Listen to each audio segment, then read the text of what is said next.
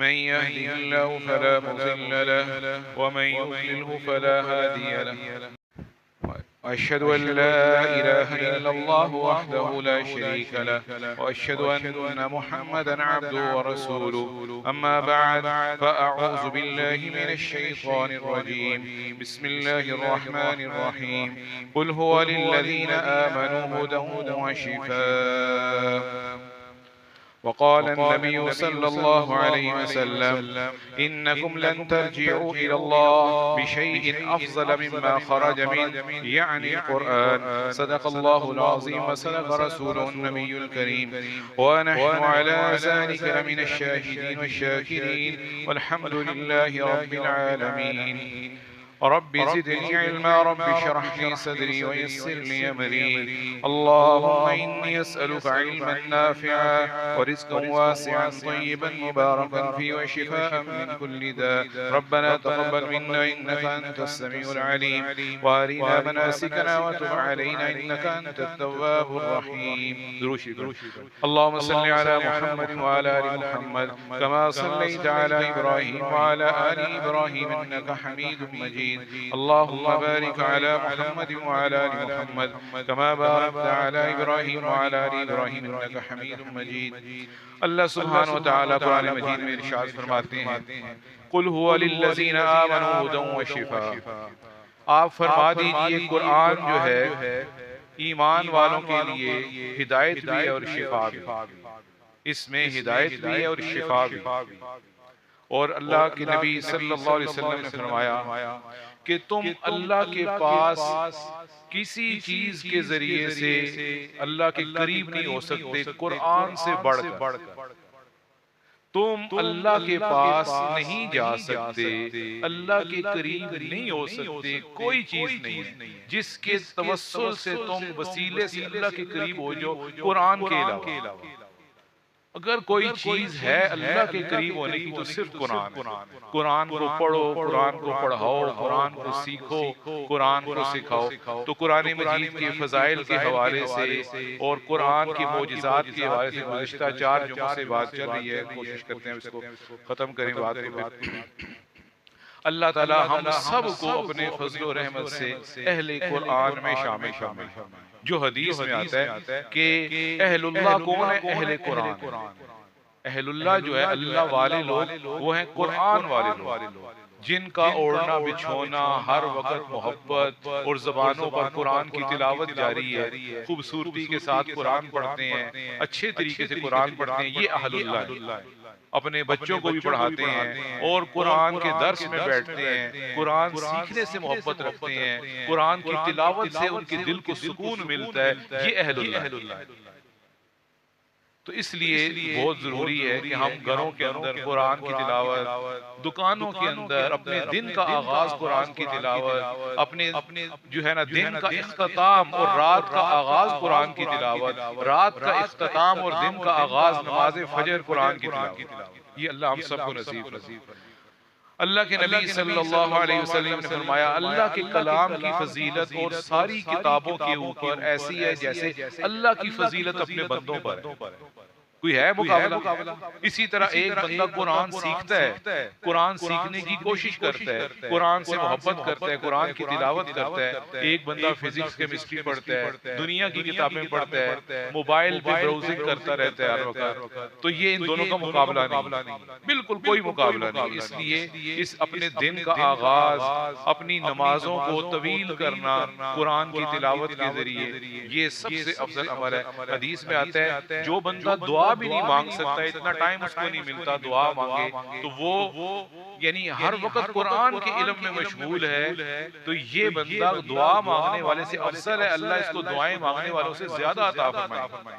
हम जब मदरसे में पढ़ते थे तो कुछ तालिब इल्म जब नमाज पढ़ने के बाद लंबी लंबी दुआएं मांगने शुरू हो जाती तो हमारे एक उस्ताद साहब डांट के कहते चलो जो अपनी किताबों का अभी पढ़ने पढ़ाने का वक्त है उसमें मशगूल हो जाओ, तुम्हें दुआएं मांगने वालों से अल्लाह ज्यादा दे।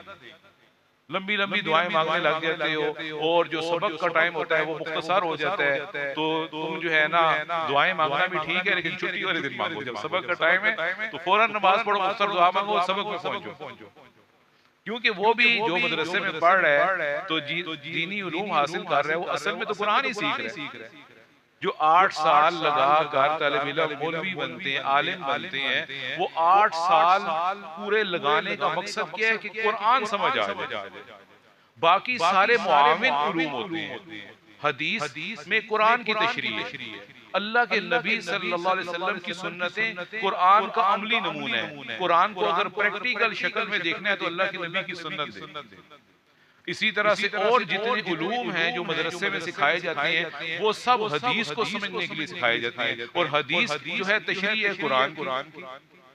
इसी तरह जितने उलूम मदरसे में पढ़ाए जाते हैं वो सब कुरान को समझने के लिए पढ़ाए जाते हैं, जिसमें ग्रामर है, मंतिक है, सर्फ है, और जितने इल्मे मानी है, जितने उलूम है, अक्सर मकसद और महवर कुरान बस। तो इसलिए जो बंदा इतना कुरान पढ़ता है कि दुआ भी नहीं मांग सकता, अल्लाह फरमाते हैं मैं दुआएं मांगने वालों से ज्यादा उसको दूं। सुभान, ये सिर्फ कुरान की फजीलत है। और अल्लाह के नबी सल्लल्लाहु अलैहि वसल्लम ने कुरान से मोहब्बत रखने वाले, कुरान से ताल्लुक रखने वाले को इतना नवाजा है कि और अमलों पर आदमी को खुद सवाब मिलता है। नमाज पढ़ेगा, ठीक है, खुद सवाब है, और वालिदैन को भी मिलता है सवाब। रोजा रखेगा, ज़कात रखेगा, ज़कात अदा करेगा। हम जितने अमल कर रहे हैं, हम जुमे की नमाज पढ़ने के लिए आए हैं, अल्हम्दुलिल्लाह हम सारे रोजे रखते हैं, इन सारों का सवाब ऑटोमेटिकली हमारे माँ बाप को जा रहा है। हम दुआ मांगे या ना मांगे, इसका पूरा सवाब हमारे वालिदैन को जाए, क्योंकि हमारे वालिदैन ने मेहनत करके हमें यहाँ तक पहुंचाया। उनकी हमारे ऊपर मेहनत है, और हम मुसलमान घराने में पैदा हुए हैं। उन्होंने हमें नमाज पढ़ना सिखाया है, उन्होंने हमें कुरान पढ़ना सिखाया है। हाँ, जब ज्यादा दुआ मांगेंगे तो उससे अल्लाह और राजी हो। रब्बना इग़फिरली व लिवालिदैया व लिलमुमिनीन यौम यक़ूमुल हिसाब रब्बिरहमुहुमा कमा रब्बयानी सगीरा। जब ये दुआएं मांगेंगे तो वालिदैन का अजर और बढ़ जाएगा। तो इसी तरह से अल्लाह के नबी सल्लल्लाहु अलैहि वसल्लम ने कुरान पढ़ने वाले के और कुरान पर अमल करने वाले के वालिदैन के लिए एक बहुत बड़ा इजाफी इनाम रखा है। अल्लाह ताला के नबी सल्लल्लाहु अलैहि वसल्लम फरमाते हैं जिसने कुरान पढ़ा और कुरान पर अमल करने की पूरी कोशिश की, अल्लाह उसको मैदान माशर में अव्वलीन आखिरीन के सामने उसके वालिदैन को बुलाएंगे, और उल्बिसा वालिदाहु ताज यौमल क़ियामा, उसके वालिदैन को मैदान माशर में सबके सामने ताज पहनाया जाएगा। उसकी माँ को भी बुलाया जाएगा, इसकी बेटी, इस फलां शख्स की माँ भी आ जाए, इसका बाप भी आ जाए। हाँ जी, क्यों आ जाए? आपने अपने बच्चे को इतना कुरान पढ़ाया था, उसने पूरी कोशिश से कुरान पढ़ा, सीखा, हाफिज बना, अमल करने की भी कोशिश की, इस एजाज में आज आपको ताज पहनाया। कितनी खुशी होती है जब हम बच्चों के रिजल्ट वाले दिन स्कूल में जाएं और उनको ट्रॉफी मिले और कहा जाए इस बच्चे के अब्बू और अम्मी भी आ जाएं, अब्बू आ जाएं, उनको भी साथ हम इजाफी इनाम दें। तो इसके लिए वालिदैन बड़े खुश होते हैं, और वालिदैन के लिए ये बड़ी खुशी का दिन होता है जब बच्चे की वजह से उनका सर फख्र से बुलंद हो। तो ये सबसे बड़ा फख्र जो क़यामत के दिन होगा, ये काबिल राशिद, अल्लाह ताला हम सबको नसीब फरमाए। ये जो है इतना बड़ा एजाज ना रोजे पर है, ना ज़कात पर है, ना हज पर है, ये सिर्फ कुरान पर। अपने बच्चों को कुरान सिखाएं और कुरान याद करवाएं, कुरान नाजरा पढ़ाएं, कुरान का तर्जुमा पढ़ाएं। तर्जुमा पढ़ाएंगे तो अमल की तौफीक होगी। अभी तो अल्हम्दुलिल्लाह कुछ अरसे से निज़ाम तालीम में ये तब्दीली आई है कि अल्हम्दुलिल्लाह 9वीं 10वीं क्लास में स्कूलों में तर्जुमातुल कुरान की किताबें आ गई। बहुत अच्छा लगता है। और स्कूल कॉलेजों में जब बच्चों को कुरान मजीद का तर्जुमा सिखा रहे होते हैं तो यूं महसूस होता है जब जैसे किसी मदरसे में पढ़ा रहे हैं। और जब बच्चे कुरान पढ़ रहे हैं, कुरान का तर्जुमा सीख रहे हैं, ऐसे लगता है जैसे ये स्कूल में नहीं पढ़ रहे, किसी दीनी मदरसे में पढ़ रहे। ये अल्हम्दुलिल्लाह अल्लाह की फजल से इन लोगों ने इसके लिए कोशिश की और अल्लाह ताला ने इस कोशिश को कबूल फरमाया। रात के अंदर कुरान पढ़ने का बड़ा सवाब हदीस में आता है, जो आदमी रात शुरू होते ही कुरान की 10 आयतें पढ़ेगा, अल्लाह उसको उस रात गाफिलीन में से नहीं लिखेगा, वो इबादत गुजारों में लिखा गया। सिर्फ 10 आयतें मगरिब से लेकर फजर की अजान तक पढ़नी। अल्लाह हमारा शुमार गाफिल लोगों में नहीं फरमाएंगे जिनकी रात गफलत में गुजरी। आबिदीन के अंदर अल्लाह शुमार फरमाएगा। और जो आदमी 100 आयतें कुरान मजीद की पढ़ेगा किसी रात में, अल्लाह उसको कानितीन इबादत गुजारों में शामिल फरमाएगा। और जो आदमी 1000 आयतें कुरान की किसी भी रात में पढ़ेगा, अल्लाह उसको मुकंतिरीन में शामिल फरमाएंगे। मुकंतिरीन वो लोग हैं जो अल्लाह की रहमत और मगफिरत का खजाना लूटने वाले हैं। ये वो लोग हैं 1000 आयतें कुरान मजीद की हर रात में पढ़ने वाले, जिन्होंने खजाने का ढेर इकट्ठा कर लिया। सुभान अल्लाह, अल्लाह में तौफीक अता। और अल्लाह के नबी सल्लल्लाहु अलैहि वसल्लम ने फरमाया, अहले कुरान को, अहलुल्लाह कौन लोग हैं? अल्लाह वाले जो अहले कुरान हैं। तो इसलिए ये दुआ करनी चाहिए, ऐ अल्लाह हमें भी अहले कुरान में शामिल फरमा दे अपने फजल से, क्योंकि उन लोगों को अल्लाह ने अहलुल्लाह कहा। नमाज पढ़ने वालों को नहीं कहा, रोजा रखने वालों को नहीं, ज़कात देने वालों को नहीं, कुरान बहुत ज्यादा पढ़ना वो अहलुल्लाह है। और नबी पाक सल्लल्लाहु अलैहि वसल्लम ने फरमाया, क़यामत के दिन शफाअत बरहक है। नबी भी शफाअत करेंगे, हाफिज भी करेंगे, आलिम भी करेंगे, लेकिन अंबिया भी करेंगे, फरिश्ते भी करेंगे, जिस जमीन पर हम इबादत करते हैं ये भी करेगी। लेकिन दो चीजों की शफाअत हदीस में आता है, मकबूल शफाअत, उनकी शफाअत किसी भी सूरत में रद्द नहीं की जाएगी। एक कुरान की, दूसरे रोजे की। तो जो बंदे कुरान पढ़ते हैं, कुरान उनकी शफाअत करेगा और कब्र में भी उनके लिए बोनिस और गमखार होगा। और नबी पाक सल्लल्लाहु अलैहि वसल्लम ने फरमाया, अल कुरान अहब्बु इलल्लाहि मिनस समावाति वल अर्दि व मन फीहिन। कुरान अल्लाह को जमीन, आसमान और इसमें जितनी भी चीजें हैं, सबसे ज्यादा महबूब अल्लाह को कुरान है। तो लिहाजा अल्लाह की मोहब्बत हासिल करने का और अल्लाह की मगफिरत हासिल करने का तरीका क्या है? कुरान की तिलावत ज्यादा से ज्यादा, कुरान सीखें। बहुत कम है हमारे अंदर कुरान सीखने वाले। अभी भी यकीन करें, ना जाने कितने लोग होंगे हमारे इधर बैठे हुए मस्जिद में कि जिनको नाज़रा कुरान नहीं आता। हालांकि 3-4 हर जो रमजान शरीफ का महीना अल्लाह ताला देते हैं, वो सिर्फ कुरान सीखने के लिए देते हैं कि कुरान सीखो। ये हर साल अल्लाह की तरफ से एक ऐलान होता है, एक वार्निंग जारी होती है कि कुरान सीखो, कुरान के करीब हो। रमजान है ही कुरान के लिए। इसलिए वो लोग बराए मेहरबानी अपनी जिंदगी पर गौर करें, जिनके जिंदगी में पता नहीं कितने रमजान गुजर चुके हैं, अभी तक उनको नाज़रा नहीं पढ़ना आता। वो लोग अपने ऊपर गौर करें, जिनकी जिंदगी में कितने रमजान गुजर चुके हैं, वो कुरान की सूरतें याद नहीं कर रहे। सूरह यासीन हो गई, आखिरी सूरतें हो गई, सूरह मुल्क हो गई, और इसके अलावा सूरह रहमान, सूरत वाक़िया हो गई। रमजान आता ही इसीलिए कि कुरान पर मेहनत करो। तो इसलिए जो है इस पर जो है लाजमी जो है ये दो मकबूल शफाअतें इंदल्लाह, कुरान की शफाअत और रोजे की शफाअत। और आप सल्लल्लाहु अलैहि वसल्लम ने इन्ना हाज़ल कुरान मअदुबतुल्लाह, ये कुरान अल्लाह का दस्तरखान है। देखिए, जो अच्छे लोग होते हैं, जो किसी की दावत करते हैं, उनके दस्तरखान पर बहुत वैरायटी होती है खाने की। आदमी परेशान हो जाता है। आप अच्छे होटलों में कभी बाज लोग गए होंगे, वहाँ बूफे सिस्टम होता है, 20-30 किस्म के 40 किस्म के खाने लगे होते हैं, आप जो मर्जी खाएं। और 40 किस्म के खानों के भी ढेर होते हैं, बंदा उनमें से क्या खाएगा? एक बंदा कितना खा सकता है? तो ये अल्लाह का एक दस्तरखान है, इसमें बहुत किस्म की अल्लाह की रहमतें और मग़फ़िरत और खजाने हैं अल्लाह के। आओ और इस दस्तरखान से जितना खा सकते हो खाओ। अल्लाह के नबी ने कितनी खूबसूरत मिसाल के साथ समझाया है, ये कुरान मअदुबतुल्लाह, अल्लाह का दस्तरखान है। इस दस्तरखान से खाओ, जितना खा सकते हो, जितना समेट सकते हो समेटो। जिनको नाज़रा नहीं पढ़ना आता, जिन्होंने कुरान की कुछ सूरतें याद नहीं की हुई, जिन्हें कुरान की आयतों का, सूरतों का तर्जुमा नहीं आता, वो इस दस्तरखान से महरूम लोग हैं। उन्होंने इस दस्तरखान से कुछ भी नहीं लिया जो अल्लाह ने अपने बंदों के लिए फैलाया हुआ है। तो इसलिए अल्लाह करे हम उससे लेने वाले बने। और हदीस में आता है, ला तनक़ज़ी अजाइबुहु, इस कुरान की अजीबो गरीब बातें कभी खत्म नहीं होगी। आप यकीन करें, दुनिया की किसी किताब से इतनी लोग मोहब्बत नहीं करते। किसी भी मजहब, हिंदू मजहब है, ईसाई मजहब है, यहूदी मजहब है, सिखों का मजहब है, इतने मजहब है, 200-300 पता नहीं कितने मजहब है। मज़ाहिब के बारे में किताबें भी लिखी हुई हैं। जितनी मुसलमान कुरान से मोहब्बत करते हैं, जब कुरान नाजिल हुआ उस वक्त से इसके ऊपर तहकीकात हो रही हैं और इससे इल्मी और मुफीद बातें लोग अखज़ कर रहे हैं। और आज 1400 साल गुजर चुके हैं, आज तक बातें इससे अखज़ हो रही हैं। लोग इसके ऊपर मेहनत करते हैं, लोग इसमें रिसर्च करते हैं, लोग कुरान के ऊपर तहकीक करते हैं और लोग मुफीद बातें अखज़ करके, साइंसी बातें, मेडिकल के लिहाज से बातें, रूहानी बातें, इल्मी बातें, इंसान की इस्लाह की और आखिरत की ऐसे ऐसे उलमा आज तक तफसीर की किताबें लिख लिख कर नए नए पॉइंट कुरान से निकाल रहे हैं जो पहले के दौर में भी लोगों ने नहीं निकाले। तो ये हदीस में आता है। ये देखिए, ये अल्लाह की तरफ से एक कुरान का मौजज़ा है।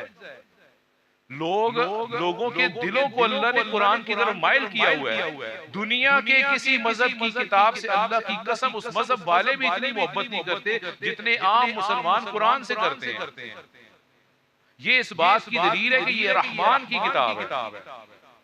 किसी इंसान की लिखी हुई किताब से इंसान इस कदर मोहब्बत नहीं कर सकते, ना करते हैं, ना किसी को शौक होता है। कुरान पे मर मिटने वालों की और अपनी जिंदगियां निछावर करने वालों की तारीखें भरी पड़ी।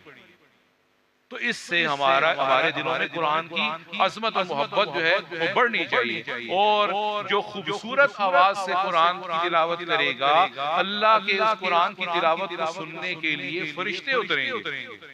खूबसूरत आवाज से तिलावत करने की ये फजीलत है। उसैद बिन हुज़ैर रज़ी अल्लाह तआला अन्हु सहाबी हैं मशहूर। वो फरमाते हैं, एक मर्तबा मैं घर के अंदर रात के वक्त कुरान की तिलावत कर रहा था और सूरह कहफ पढ़ रहा था। तो कुरान की तिलावत के दौरान नमाज पढ़ रहा था, मैं नमाज में सूरह कहफ पढ़ रहा था, रात को तहज्जुद की नमाज। तो मैंने देखा मेरे सर के ऊपर एक नूरानी बादल आ गया। वो नूरानी बादल मेरे करीब आता रहा और मेरे घर में सेन में घोड़ा बंधा हुआ था। वो घोड़ा बिदकने लग गया, परेशान होने लग गया उस रोशनी को देखकर, ये रोशनी कहां से आ गई। तो जानवर है वो बिदक गया, परेशान हो गया। तो वो बहुत ज्यादा जो है वो घोड़ा जो है हिलने लग गया और आवाजें निकालने लग गया। तो मैंने जल्दी नमाज खत्म की और जो है नमाज खत्म करके मैंने ऊपर देखा तो बादल गायब। सुबह में जब फजर की नमाज का वक्त हुआ, अल्लाह के नबी के पास तशरीफ ले गया कि या रसूल अल्लाह, रात को अजीब मामला हुआ। मैं नमाज पढ़ा था, इतना बड़ा नूरानी बादल मेरे घर के सेन में बिल्कुल घर के ऊपर आ गया और मेरा घोड़ा परेशान हो गया और वो बार बार बिदक रहे और बार बार हिल रहे, निकाल रहे, डर रहे, घबरा रहे। आप सल्लल्लाहु अलैहि वसल्लम ने फरमाया, अल्लाह के फरिश्ते तुम्हारा कुरान सुनने आए थे। अगर तुम सुबह तक कुरान पढ़ते रहते, परेशान ना होते, तो वो नूरानी बादल सुबह मदीना के लोग भी देखते जब वो नमाज़े फजर के लिए आते। तुमने जल्दी किया, जल्दी कुरान खत्म कर दिया। अगर जल्दी देर तक पढ़ते रहते तो वो नूरानी फरिश्तों को सुबह अहले मदीना भी देखते। सुभान अल्लाह।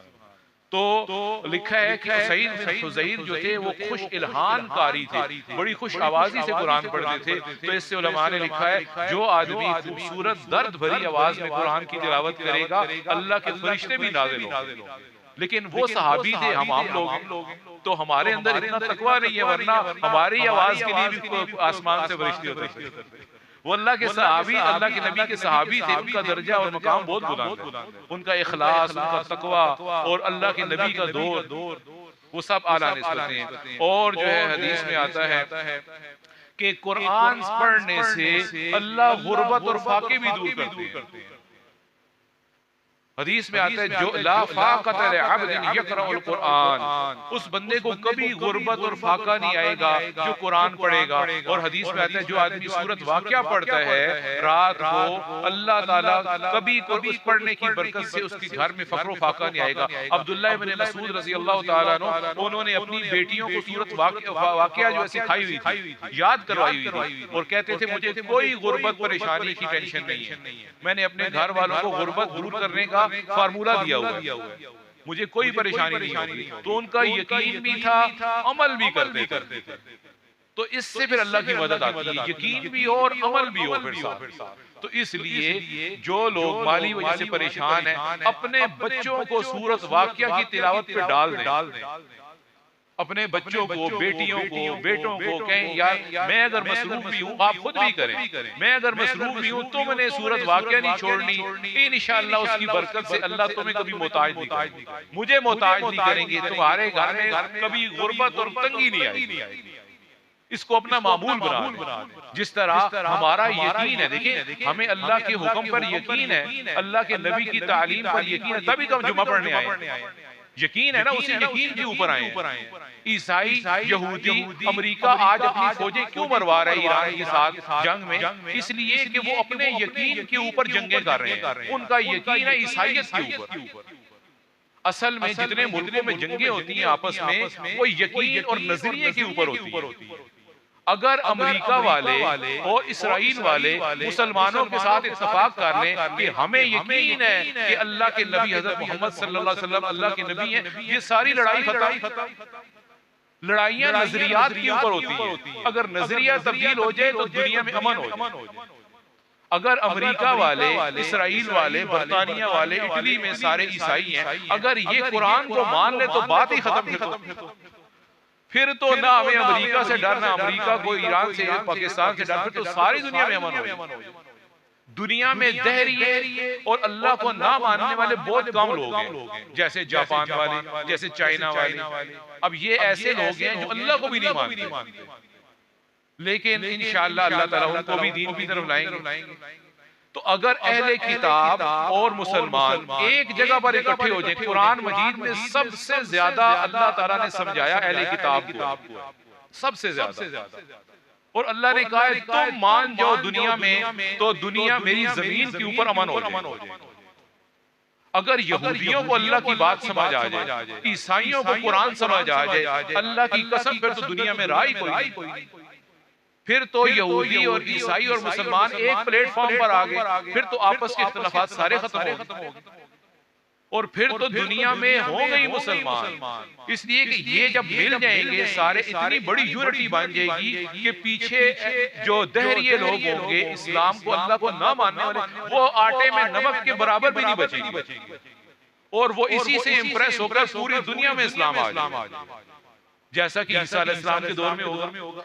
जब ईसा अलैहिस्सलाम क़यामत के करीब तशरीफ लाएंगे तो वो सलीब को तोड़ देंगे और कहेंगे जहां सलीब लगी हुई है जमा का निशान उसको तोड़ दो। तो ईसाइयों ने उनके मुताल्लिक अकीदा रखा हुआ है कि वो उनको सूली दे दी गई है, वो तो फौत हो गई। तो जब ईसा अलैहिस्सलाम तशरीफ लाएंगे वो कहेंगे कि मैं आ गया, मैं हूँ ईसा इब्न मरियम, और ईसाई भी तस्लीम कर लेंगे उस वक्त। और यहूदी ईसा अलैहिस्सलाम को नऊज़ बिल्लाह मरियम अलैहिस्सलाम की नाजायज औलाद कहते हैं। वो कहते हैं नऊज़ बिल्लाह मरियम अलैहिस्सलाम ने बदकारी की। ये दोनों मज़हबों में इख्तिलाफ है।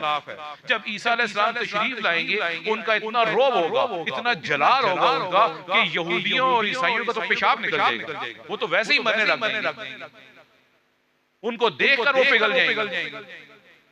तो ईसा अलैहिस्सलाम पहले जो थे बड़े नरम नबी थे, जब बनी इस्राइल की तरफ भेजे गए, जब क़यामत के करीब आएंगे तो हदीस में आता है उनमें जलाल होगा, इतना जलाल और रौब उनका होगा कि यहूदी और ईसाई ठहर ही नहीं सकेंगे। दुनिया में एक यहूदी एक ईसाई भी नहीं रहेगा, सारे इस्लाम में कन्वर्ट हो।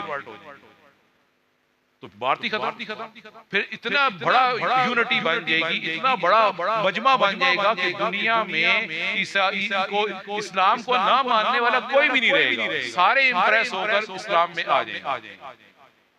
तो ये एक बहुत बड़ी बात है। तो ये अल्लाह ताला ने कुरान के अंदर फरमाया हुआ व इम मिन अहलिल किताब इल्ला लयुमिनन बी क़ब्ला मौतिही व यौमल क़ियामति यकूनु अलैहिम शहीदा। सारे अहले किताब उनकी मौत से पहले इस्लाम लाएंगे, ये कुरान की आयत है।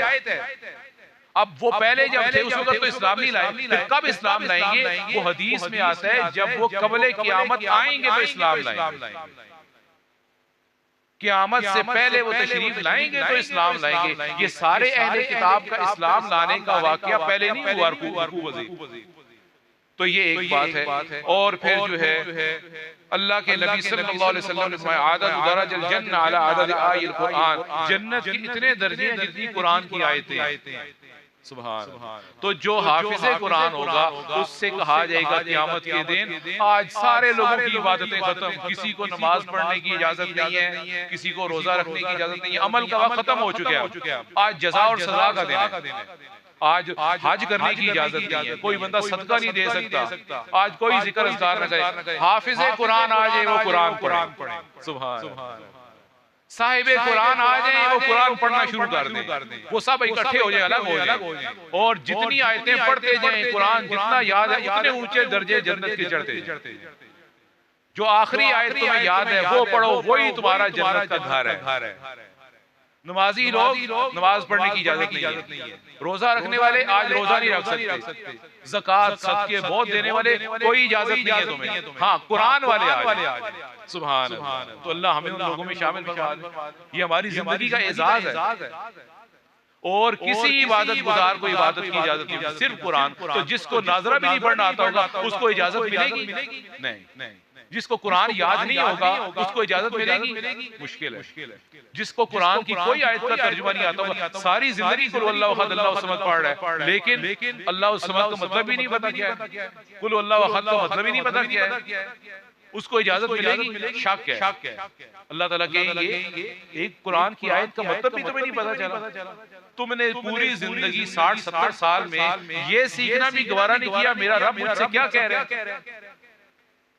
अगर किसी का बेटा इटली के अंदर हो और इटली के अंदर व्हाट्सएप पर एक मैसेज करे इटली जुबान के अंदर कि ये जरा आज मैं इटली जुबान में मैसेज कर रहा हूँ, आप जरा इसको देखिए मैं क्या कह रहा हूँ, तो बाप माँ उसके बीवी बच्चे वो सारे कहेंगे इस लैंग्वेज को कन्वर्ट करो जरा उर्दू में, ये क्या कहना चाह रहा है, इटली जुबान में क्या कह रहा है। मोहब्बत होती है ना, वो मोहब्बत आदमी को आमादा करती है। यार मेरा खामिद, मेरा भाई, मेरा बेटा बाहर गया हुआ आज इटली जुबान में एक मैसेज उसने किया है, जरा देखते हैं फ्रेंच जुबान के अंदर मैसेज किया, जरा देखते हैं क्या रहा है। वो पूरे मोहल्ले में मोबाइल लेके फिरेंगे, यार जरा इसका तर्जुमा तो कर दो, ये आज वो कहता है मेरा इस मैसेज पढ़े, सारे मोहल्ले में दौड़ लगेगी इस मैसेज को जरा तर्जुमा करो। अल्लाह ने कुरान उतारा, अल्लाह क़यामत के दिन ये नहीं पूछेंगे तुमने ये भी नहीं देखा कि मैंने कुरान में कहा क्या है, इतनी मोहब्बत थी मेरी किताब से। इसका क्या जवाब होगा हमारे पास? कोई जवाब है हमारे पास?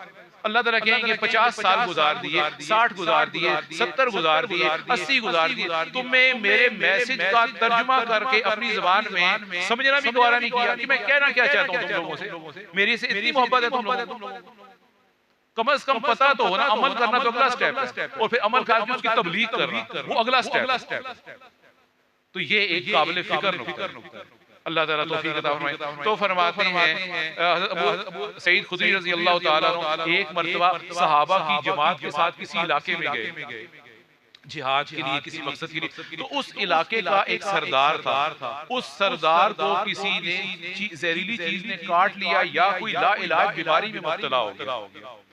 तो सारे इलाके में दौड़ लग गई, एक खबर गर्दिश कर गई जी सरदार साहब बीमार हो गए हैं हमारे इलाके के, इनका इलाज भी कर दे। ये सहाबा की उस जमात तक खबर पहुंच गई जिसमें अबू सईद खुदरी भी थे रज़ी अल्लाह ताला। उन्होंने कहा हमारे पास इलाज मौजूद है, यकीनी इलाज। वो कहने लगे यार बड़ी बात है, तुम लोग डॉक्टर हो, हकीम हो? कहने लगे नहीं हम हकीम डॉक्टर नहीं, इलाज कर देंगे, शर्तिया इलाज।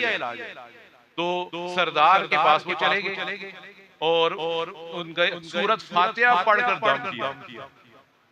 वो सरदार साहब अभी वो उधर ही थे, साहबा सरदार साहब बिल्कुल ठीक हो उस इलाके का, बिल्कुल शिफायाब हो गए।